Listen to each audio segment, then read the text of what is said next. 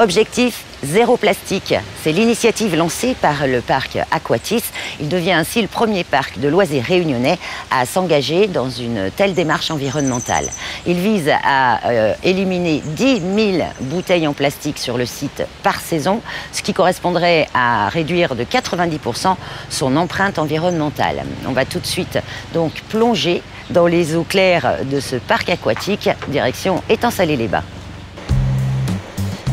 Moins d'une heure avant l'ouverture, Sylvie prépare avec minutie le comptoir du snack d'Aquatis.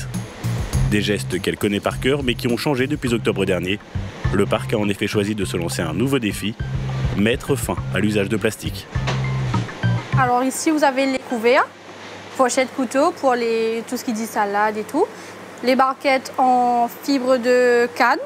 Vous avez aussi les petits récipients pour les sauces, ketchup, mayo, vinaigrette. Les cuillères pour les glaces. Les cuillères pour les cafés et les gobelets ici, les pailles en carton. On essaye en tout cas de limiter la consommation de plastique ici. On évite d'en commander. En renonçant aux produits de la vente de bouteilles d'eau en plastique pour orienter ses clients vers des fontaines gratuites, Aquatis fait un choix fort, privilégier la politique environnementale à des ventes synonymes de rentrée d'argent. C'est quelque chose de nouveau qui a été mis en place cette année justement pour lutter contre le plastique. Comme on limite bien entendu et on a une politique zéro plastique à terme, il faut bien sûr donner une compensation aux gens. Et donc les gens n'achèteront pas de bouteilles en plastique pour la plupart, mais auront de l'eau gratuite, filtrée et fraîche. C'est évident qu'une politique comme ça ne peut pas se mettre en place du jour au lendemain, donc il y a encore des gens, quelques irréductibles qui veulent encore leur bouteille en plastique. On n'est pas là non plus pour leur interdire de consommer. Donc ces gens-là effectivement peuvent encore prendre une bouteille en plastique, mais on cherche à éliminer à terme ce genre de choses. Une stratégie payante puisqu'en quelques mois, ce sont 6 000 bouteilles qui n'ont pas été vendues dans le parc. La production de déchets plastiques a ainsi été divisée par 4 et les poubelles ne débordent plus. C'est un sacrifice économique, pourquoi pas, mais qui vaut le coup, puisque ça rentre en plein, bien sûr, dans la protection des océans. Comme vous le savez, des continents sont en train de se créer au sein des océans, des continents de plastique. Ces plastiques ne sont pas là par hasard. Ces plastiques viennent, bien entendu, de la consommation. Et je serais tenté de dire qu'à notre niveau, à notre humble niveau d'entreprise, on a peut-être le pouvoir, justement, de commencer à changer les choses. Je serais tenté de dire que c'est presque une goutte d'eau. On est la goutte d'eau. Mais cette goutte d'eau ne sortira pas d'une bouteille en plastique. Si la stratégie verte d'Aquatis passe par la réduction des déchets, elle est loin de s'arrêter là. Un visiteur du parc sur 2 est un enfant, ou plutôt un adulte en devenir, qu'il convient de sensibiliser à la préservation de la planète. Là, j'expose la BD du monde de Tist. C'est la nouvelle BD qui vient de sortir d'Aquatis avec les 3 mascottes et une nouvelle mascotte, la 4e, qui s'appelle Asco. Le monde de Tist, ça parle plus du recyclage, on prépare les enfants sur la prévention de l'océan, du monde à venir, et voilà. Depuis la bande dessinée sur mesure jusqu'aux ateliers organisés pour les jeunes visiteurs, le message passé par le parc est clair. L'eau, source de toute vie, est un trésor à préserver. Un savoir que Julien possède depuis longtemps. Il gère au quotidien l'alimentation en or bleu des piscines et toboggans du parc.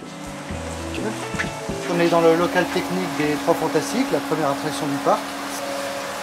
Là, je vais réamorcer les toboggans pour les mettre en route.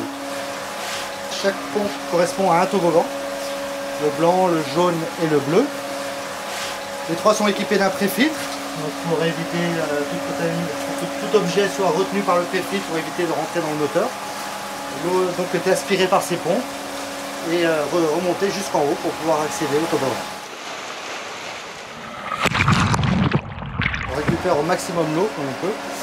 Et c'est la politique du parc, bien sûr, zéro déchet, donc gaspillage minimum. Toute l'eau est récupérée dans le vase des canaux d'hydrofreinage que vous avez à l'arrivée, donc qui a été récupéré après directement, qui repart dans le bac tampon pour être filtré et nettoyé, pour être désinfecté et désinfectant. Voilà. Toujours chercher à mieux faire, se remettre en question et ne rien considérer comme acquis. Les recettes du succès sont ici maîtrisées, sur le bout des doigts. Il est 14 h ce mercredi après-midi, le parc ouvre tout juste ses portes et les visiteurs se dirigent vers la caisse où Audrey a des choses à leur dire.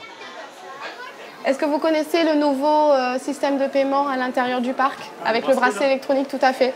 Donc je vous le laisse et il faudra bien penser à accréditer le bracelet électronique pour pouvoir régler la consigne avec elle. Donc elle ne prendra plus d'espèces et le bracelet qui va remplacer votre argent.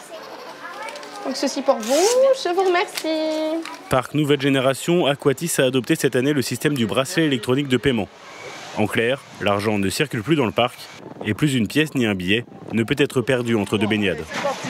Les gens sont tout d'abord un petit peu stressés à l'idée d'avoir du changement, mais en général, ils le prennent plutôt bien. Donc le fait d'avoir votre porte-monnaie sur le poignet et de déposer vos affaires en consigne, c'est généralement très bien pris.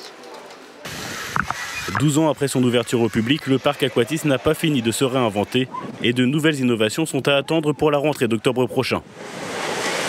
D'ici là, il reste un peu plus d'un mois aux amateurs pour se jeter à l'eau avant la fermeture annuelle de fin mars. La période hivernale, à La Réunion, effectivement, on ferme le parc pour éviter d'avoir à chauffer l'eau des piscines, qui est quand même fraîche et qui est un inconvénient, surtout pour les enfants, hein, qui refroidissent très vite. Donc on n'ouvre que pendant les périodes chaudes. Ça évite de chauffer l'eau et de dépenser encore plus d'énergie. Hein, c'est un site qui est quand même énergivore à ce niveau-là. C'est évident qu'il peut y avoir un impact carbone assez important, qu'on cherche à compenser justement, comme vous voyez, hein, vous pouvez le voir, c'est un parc qui est très arboré, qui est très fleuri, pour justement que ce parc reste un poumon aussi. À Aquatis, comme dans la lumière, la beauté du bleu ne peut en effet venir que du vert.